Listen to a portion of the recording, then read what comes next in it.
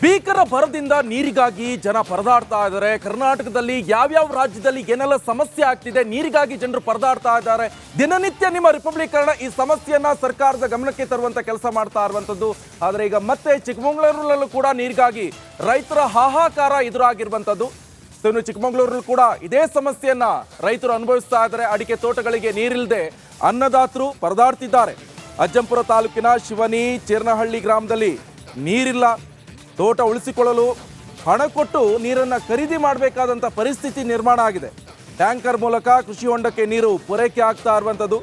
ರಾತ್ರೋರಾತ್ರಿ ಕೃಷಿ ಹೊಂಡಕ್ಕೆ ನೀರು ಹಾಯಿಸ್ತಾ ಇರುವಂಥದ್ದು ರೈತರು. ನೋಡಿ, ಕುಡಿಯೋಕೆ ನೀರಿಲ್ಲ, ಕುಡಿಯೋಕೆ ದುಡ್ಡು ಕೊಟ್ಟು ನೀರನ್ನು ತಗೊಳ್ಕೊಳ್ಬೇಕು ಅಂತ ಸಂದರ್ಭದಲ್ಲಿ ತೋಟಕ್ಕೆ ಎಲ್ಲಿಂದ ನೀರು ತರೋದು? ಇವಾಗ ತೋಟಕ್ಕೂ ಕೂಡ ನೋಡಿ ಟ್ಯಾಂಕರ್ ಮುಖಾಂತರ ನೀರನ್ನು ಖರೀದಿ ಮಾಡಲಾಗ್ತಾ ಇರುವಂಥದ್ದು.